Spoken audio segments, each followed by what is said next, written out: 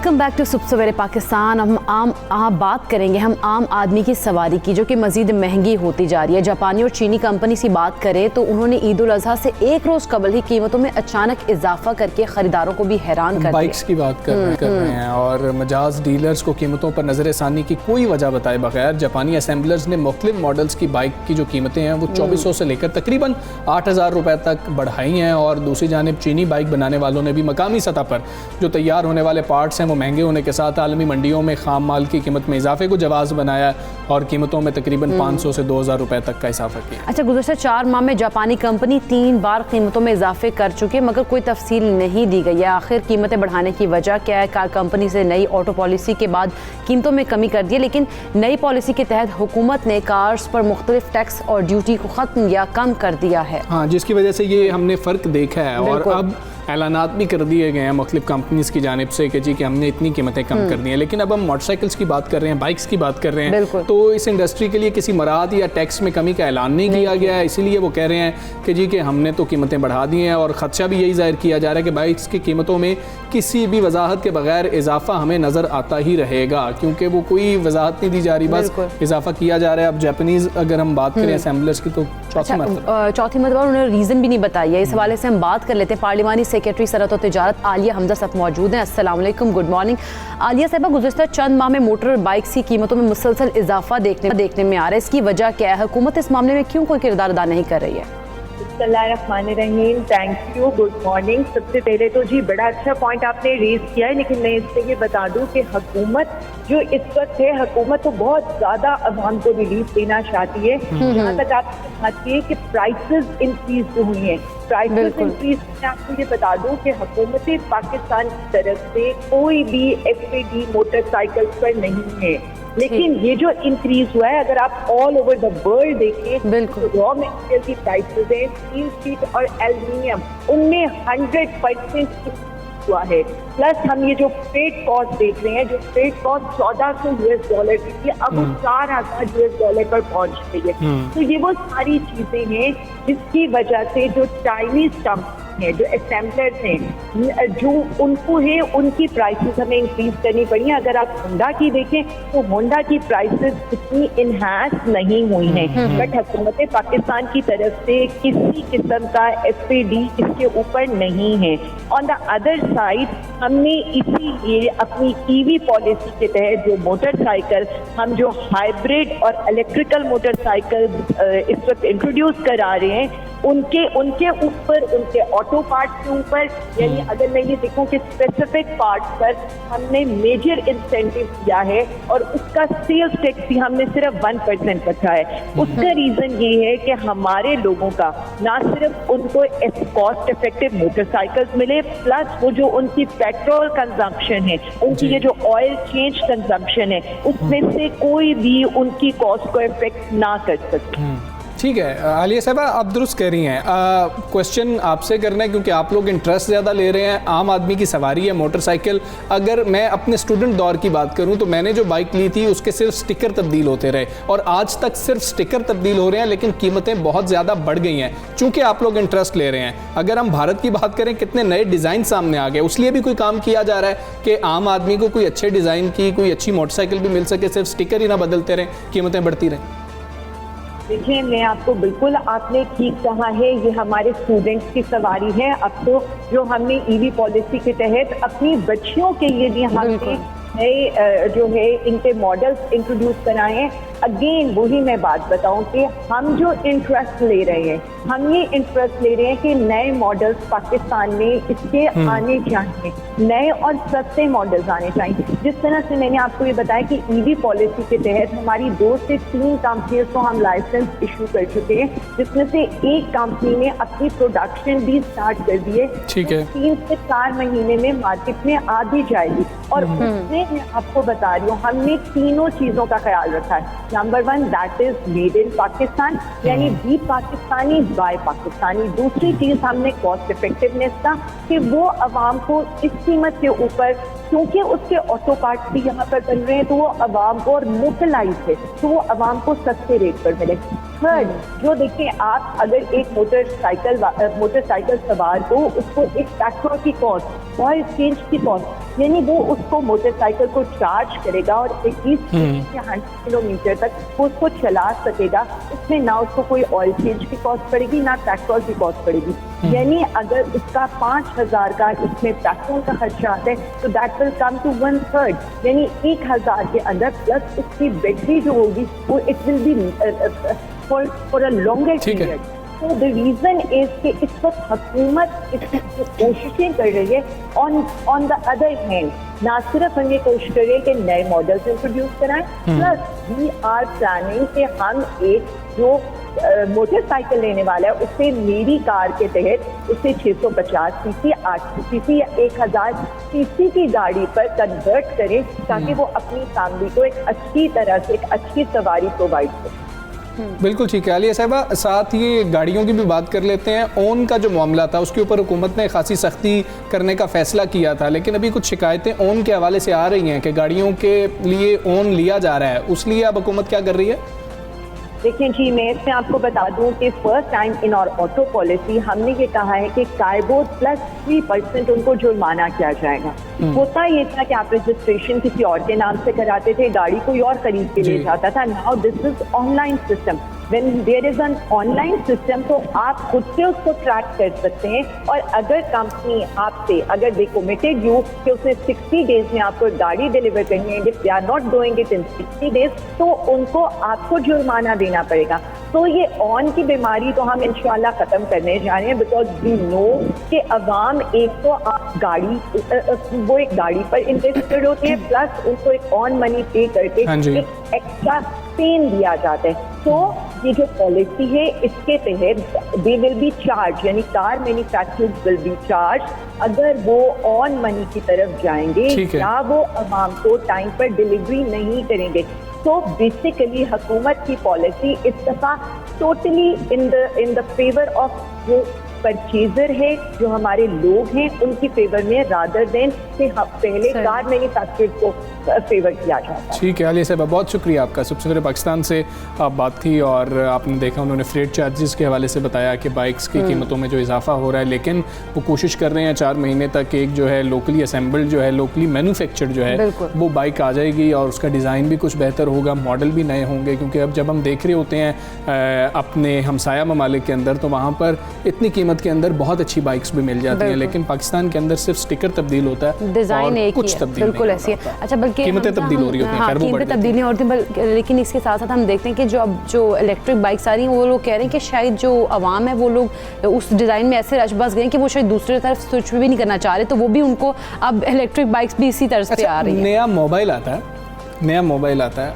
नया डिज़ाइन होता है, लेते नहीं है लोग, लेते हैं। नया टीवी आता है, नया डिज़ाइन आता है, लेते नहीं है, सब कुछ करते हैं। आप देना नहीं चाह रहे हैं तो और बात है, कोई अच्छी चीज़ होगी तो क्यों नहीं लेना चाह रहे होंगे लोग। नई गाड़ियाँ आ रही हैं, हमने वो गाड़ियाँ देखी भी नहीं होती जो अक्सर हमें सड़क पे नजर आती हैं, पहली दफ़ा आप नाम वो खरीद रहे होते हैं उसको। तो ये मेरा ख्याल में सिर्फ एक बहाना है और कुछ नहीं है। जो लोग बाइक इस्तेमाल करते हैं वो भी यही बात करते हैं, क्या करें, सिर्फ स्टिकर तब्दील हो गया और पिछली बाइक का जा रहा होता है वो ज़्यादा मजबूत थी और अब बाइक उतनी मजबूत नहीं है। खैर, हम आगे बढ़ेंगे, टोक्यो ओलंपिक्स की कुछ बात कर लेते हैं। हमने हफ्ते के रोज़ जब बात की थी तो हम हॉकी का ख़ास तौर पे जिक्र कर रहे थे उसके अंदर, और बाकी जो पूरा पाकिस्तानी दस्ता वहाँ पर गया हुआ था, जो एथलीट्स वहाँ पर गए हुए थे, उनका उस तरह से जिक्र नहीं हो रहा था क्योंकि कोई जानता ही नहीं था।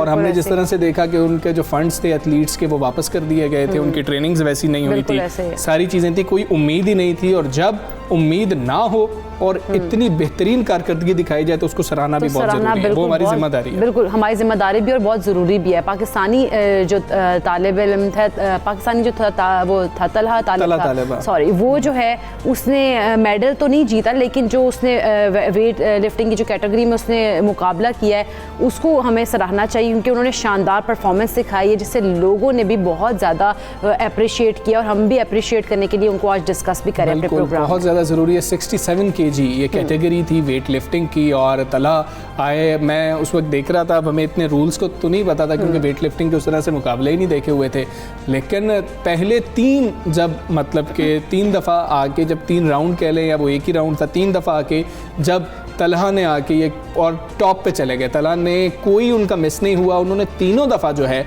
इसको ऊपर उठाया। वज़न जो था 100 पहले 44 था, फिर 47, 150 उस तरह से किया। और बाकी जितने भी उनके मुकाबले में ग्रुप ए के अंदर मौजूद थे उन सारों की एक एक मिस हो गई थी और वहाँ पे लग रहा था कि शायद तलहा गोल्ड की तरफ जा रहे हैं। फिर जीत जाएंगे। आगे उम्मीद थी कि शायद जीतेंगे 2 kg से 2 kg का फर्क रह गया था। और फिर हम तलहा की अगर बात करें, गुजरांवाला से तलहा का ताल्लुक है और तलहा की एक वीडियो जो है वो भी वायरल हुई थी जिसमें तलहा बता रहे थे कि जी मेरे पास तो पता ही नहीं है, ज़्यादा सर्दी हो तो मैं ट्रेनिंग नहीं कर सकता, ज़्यादा गर्मी हो तो मैं ट्रेनिंग नहीं कर सकता। वैसे आप देखें कि सहूलियात अगर तलहा की बात करें, तलहा ने जैसे एक इंटरव्यू में देते हुए बताया कि सहूलियात उसको वैसे नहीं मिली, ना ही तो उसको किसी ने फंड किया, ना ही तो उसका कुछ तरह से कोई पर्सनल कोच था, ऐसा कुछ भी नहीं था। उसके बावजूद और उसने वहाँ पर जिस तरह से बताया कि मुकाबले में एक फ़लस्तीनी कोच है उससे वो हेल्प ले रहा था। तो मतलब ये सिचुएशन ऐसी है कि उसको भी अभी कोचिंग उसकी नहीं हुई तो इतनी आगे तक तलहा चला गया। अगर इसी यही कोचिंग हुई होती, अच्छे तरीके से ट्रेनिंग हुई होती तो ये मेरा ख्याल है कि गुजरांवाला में एक स्कूल के अंदर जिस वक्त स्कूल से छुट्टी हो जाया करती थी, तलहा उधर जाके उन्होंने कुछ लिया, वो साजो सामान ही मौजूद नहीं था, उस तरीके का इक्विपमेंट कहा जाए मौजूद नहीं था कि जो दीगर वहाँ पर एथलीट्स आए थे उनके पास मौजूद होगा। और तलहा ने फिर भी इतनी हमें उम्मीद दिखाई। तलहा इससे पहले भी 2 गोल्ड पाकिस्तान के लिए लेके आए हैं, ओलंपिक्स में वो गोल्ड लाना चाहते थे लेकिन बस बैड लक उसको कहा जाए, हार्ड लक कहा जाए, बेहतरीन जो है तलहा वहाँ पर हमें पाकिस्तान का जो है ना सर फख्र से बुलंद किया। तलहा का जिक्र हो रहा था वहाँ पर और तलहा की बार बार बात हो रही थी, बार बार तलहा का स्कोर दिखाया जा रहा था।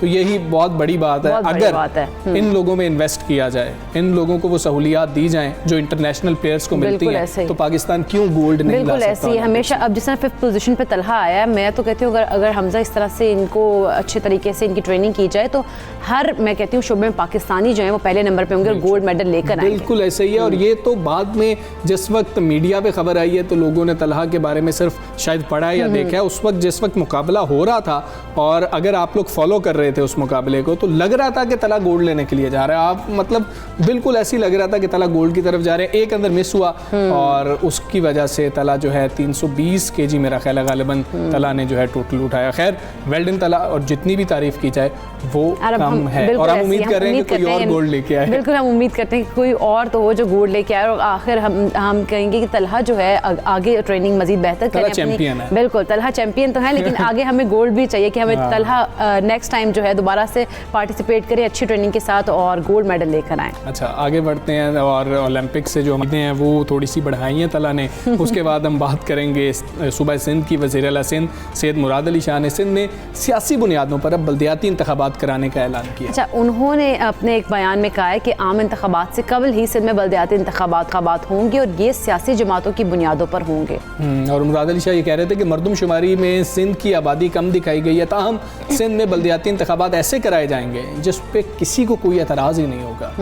अच्छा दूसरी जानिब सुप्रीम कोर्ट के हुक्म के बाद बल्दियाती निज़ाम की बहाली के लिए हुकूमत पंजाब ने भी अहम कदम उठा लिया और सेक्रेटरी बल्दिया पंजाब नूरुल अमीन मेंगल ने लाहौर समेत पंजाब भर में बल्दियाती इदारों के इख्तियारात की मुंतकली के लिए सूबाई, डिवीजन, ज़िले और तहसील सतह पर कमेटियां भी तश्कील दे दी। अच्छा वो सूबाई सतह पर जो है 6 रुकनी कमेटी के निगरान सेक्रेटरी बल्दियात खुद होंगे और special secretary local government finance regulations के नुमाइंदे भी शामिल किए जाएंगे और डिविजनल लेवल की 5 रुकनी कमेटी का सरबरा मुतल्लिका कमिश्नर को बनाया गया। बिल्कुल ऐसे ही है। और इसके अलावा अगर ज़राए की बात करें तो वो बताते हैं कि बल्दियाती निज़ाम की मुंतकली के लिए कमेटियों को वर्किंग मुकम्मल करने के लिए कम से कम 3 माह दरकार होंगे। अच्छा, अब बल्दियाती इंतखाबात की बात होना शुरू हो गई है, ये अच्छी बात है। इसी पर हम बात करेंगे। हमारे साथ मौजूद सलमान आबिद साहब, अस्सलाम वालेकुम, गुड मॉर्निंग सर। ये ज़रा बताइएगा, अगर हम पहले सिंध की बात कर लेते हैं, सिंध में मरदमशुमारी के बगैर बल्दियाती इंतखाबात क्या हो रहे होंगे और अगर बगैर हो रहे होंगे तो ये मुतनाज़ा नहीं होंगे? देखिए पहली बात तो यह है कि इलेक्शन करवाने का जो शेड्यूल है वो बुनियादी तौर पर इलेक्शन कमीशन जारी करता है। सूबाई हुकूमत जो है वो अपनी रिकमेंडेशन जो है वो इलेक्शन कमीशन को सबमिट करती है और उसकी बुनियाद पे इलेक्शन कमीशन इलेक्शन के बारे में डेट या उसका शेड्यूल जारी करता है। ये जो बात कल वज़ीर आला मुराद अली शाह साहब ने की है, ये ख्वाहिश तो हो सकती है उनकी कि वो इलेक्शन करवाना चाहते हैं, लेकिन इसकी अमली शक्ल उसी सूरत में सामने आएगी जब इलेक्शन कमीशन जो है उसकी डेट और शेड्यूल को जारी करेगा। एक बात। दूसरी बात यह कि पीपल्स पार्टी पहले ही कह चुकी है कि वो जब तक नई मरदमशुमारी नहीं होगी वो नए इंतखाबात नहीं करवाएंगे। मुझे लगता है कि ये अभी एक इलेक्शन स्टंट के तौर पे तो मुराद अली शाह साहब ने बात कर ली है, लेकिन उसकी वजह क्या है बात करने की? बात करने की वजह यह है कि इस वक्त अदालती दबाव जो है वो चारों सूबाई हुकूमतों पे बढ़ रहा है कि आप इलेक्शन करवाएं लोकल गवर्नमेंट के एज सून एज। और ये पंजाब पर भी दबाव है, ये KPK पे भी दबाव है, बलूचिस्तान पे भी दबाव है और सिंध पे भी दबाव है। तो मुमकिन है कि मुराद अली शाह ने उस दबाव को थोड़ा सा कम करने के लिए ये इंदिया दिया हो कि हम इलेक्शन कराने के बारे में सोच रहे हैं और 2023 में ये इलेक्शन करवाएंगे। लेकिन अब प्रॉब्लम ये है हमारे यहाँ कि जो चारों सूबाई हुकूमतें हैं उनकी तरजीहात में हमें लोकल गवर्नमेंट जो है उस तरह से टॉप प्रायोरिटी नजर नहीं आ रही। यानी आप अंदाजा लगाइए, ये एक बड़ी बदकिस्मती है कि सुप्रीम कोर्ट को मुदाखलत करनी पड़ रही है सारे मामलात के अंदर, और सुप्रीम कोर्ट को सूबाई हुकूमतों को कहना पड़ रहा है कि आप लोकल गवर्नमेंट के इलेक्शन करवाएं।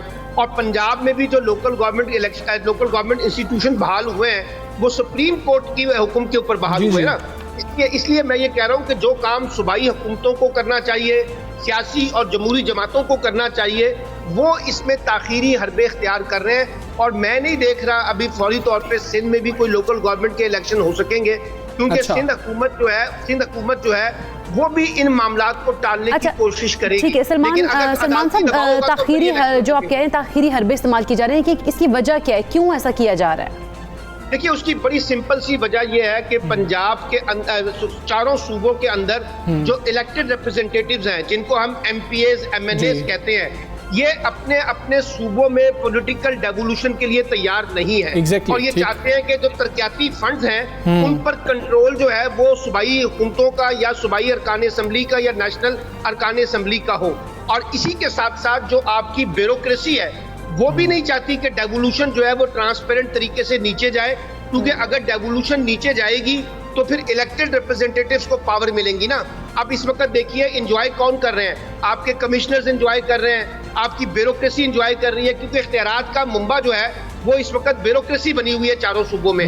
तो इसलिए दो फरीक जो है, एक आपके इलेक्टेड रिप्रेजेंटेटिव जिनको आप MPAs MNAs कहते हैं, और दूसरी आपकी ब्यूरोक्रेसी है जो बुनियादी तौर पर इस सारी डेवोल्यूशन के बारे में कोई बहुत ज्यादा अच्छे जज्बात नहीं रखती, अच्छे ख्यालात नहीं रखती, और उनकी कोशिश होती है। और वैसे भी सलमान साहब कहा तो यही जा रहा है, ये 2 साल फंड्स के वैसे ही मुंह खुले, खजाने के मुंह खोले रखेंगे, और ये MPAs MNAs को वैसे ही बड़े फंड मिल रहे होंगे। देखिए ना, अब आगे अगर आपने 2023 के इलेक्शन में जाना है तो 2023 के इलेक्शन में जाने के लिए हर MPA MNA जो है अपनी रूलिंग पार्टी से कहेगा कि जनाब मुझे डेवलपमेंट फंड दे, मैं जाके पैसे लगाऊंगा ताकि फिर हम इलेक्शन जीत सके। तो अगर आप लोकल गवर्नमेंट करवा देंगे तो वो नीचे चला जाएगा सारा का सारा पैसा। और दूसरी बात जो सबसे बड़ा चैलेंज है ना, वो ये है कि कंटिन्यूएशन ऑफ लोकल गवर्नमेंट, यानी लोकल गवर्नमेंट को तसलसल के साथ चलाया जाए ना। अब मैं आपको एक मिसाल देता हूँ पंजाब की। अगर पंजाब में 2023 के अंदर इलेक्शन होंगे, और अगर आप थोड़ी देर के लिए अज्यूम कर ले कि यहाँ पाकिस्तान मुस्लिम लीग नून की हुकूमत आ जाती है, तो वो सबसे पहले आके जो 2021-22 में लोकल गवर्नमेंट के इलेक्शन होंगे उसको वो सबोताज कर देगी और उस इलेक्टेड पार्टी को उठा के फेंक देगी। ये वजह है कि इसकी कंटिन्यूएशन के लिए मैं हमेशा से तजवीज दे रहा हूँ कि आपके जो नेशनल इलेक्शन है और प्रोविंशियल इलेक्शन है और लोकल गवर्नमेंट के इलेक्शन है, ये एक साथ होने चाहिए, और तीनों इदारों का जो शेड्यूल है यानी ड्यूरेशन है 4 साल की होनी चाहिए, तब ये कंटिन्यूएशन के साथ चल सकेंगे। वगरना जो भी हुकूमत आएगी वो सबसे पहले आके लोकल गवर्नमेंट पे शबे खून मारती है। उसकी एक वजह यह है कि अगर वो उनके मुखालिफिन की लोकल गवर्नमेंट होगी तो वो उसे कबूल नहीं करेंगे। जैसे पंजाब में आपको याद है शहबाज शरीफ ने चौधरी परवेज इलाही के दौर की बनने वाले जो इलेक्टेड गवर्नमेंट थी, लोकल गवर्नमेंट, उसको डिसॉल्व कर दिया था। इसी तरीके से जब तहरीक इंसाफ की हुकूमत आई 2018 में, तो इन्होंने आके भी जो नून लीग की इस वक्त लोकल गवर्नमेंट थी उसको डिसॉल्व कर दिया था। तो मैं ये समझता हूँ कि जो प्रॉब्लम आ रहा है ना, वो हमारा एक बहुत सीरियस प्रॉब्लम है कि हम 18वीं तरमीम तो हमने कर ली। 18वीं तरमीम के बाद हमने कहा कि जी मरकज ने सूबों को इख्तियार दे दिए हैं। अब सूबे जो है वो डिस्ट्रिक्ट को इख्तियार देने के लिए तैयार नहीं है, जिसकी वजह से आपका गवर्नेंस का क्राइसिस सीरियस होते जा रहा है। आप देखिए जो डे बाय डे लोगों के मसले हैं, पानी के मसले हैं, तालीम के मसले हैं, सेहत के मसले हैं, सैनिटेशन के मसले हैं, सीवरेज के मसले हैं, लोकल सिक्योरिटी के इशू है।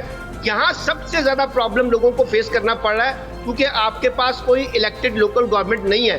और अनफॉर्चुनेटली ये पॉलिटिकल पार्टियां जो सबसे ज्यादा जमहूरियत के बारे में शोर मचाती हैं, लेकिन ये अपने ही सिस्टम के अंदर लोकल गवर्नमेंट को पॉलिटिकली और एडमिनिस्ट्रेटिवली और फाइनेंशियली पावर देने के लिए तैयार नहीं है, जिसकी वजह से ये सारा प्रॉब्लम। अच्छा सलमान आबिद साहब, ये भी बताइएगा कि कोई खौफ भी है ये इलेक्शन करवाने में कि हो सकता है कि दूसरी जमात जो है, जो इस वक्त साहिब इक़्तिदार नहीं है, उसकी ज़्यादा नुमाइंदे सामने आ जाएं तो फिर हमें अगले जनरल इलेक्शन के अंदर भी मुश्किलात आ रही होंगी। तमाम सूबों के अंदर ये खौफ भी पाया जाता है। जी बिल्कुल खौफ पाया जाता है। मिसाल के तौर पे आप सिंध में देख लें, अगर आप सिंध के अंदर इलेक्शन करवाएंगे तो कराची की जो लोकल गवर्नमेंट होगी वो पीपल्स पार्टी की नहीं होगी, वहाँ या तो MKM की होगी या तरीके इंसाफ की होगी, तो वो पावर शेयर नहीं करेंगे। अब इस वक्त मुर्तजा वहाब जो है वो एडमिनिस्ट्रेटर है ना वहाँ पे, वो पीपल्स पार्टी के, वो उनको सूट करते हैं। तो इलेक्शन से पहले अगर एडमिनिस्ट्रेटर जो है वो पीपल्स पार्टी का होगा तो ये पीपल्स पार्टी के हक में होगा। इसी तरीके से अगर पंजाब के अंदर इलेक्शन होते हैं और यहाँ अगर PMLN के लोग जो हैं वो काफी डिस्ट्रिक्ट्स के अंदर अपनी बर्तरी ले लेते हैं, तो फिर ये PTI के लोग तो सूट नहीं करती है। PTI को तो सूट करेगा कि ज्यादा से ज्यादा डिस्ट्रिक्ट्स जो है वो उनके कैप्चर में आए।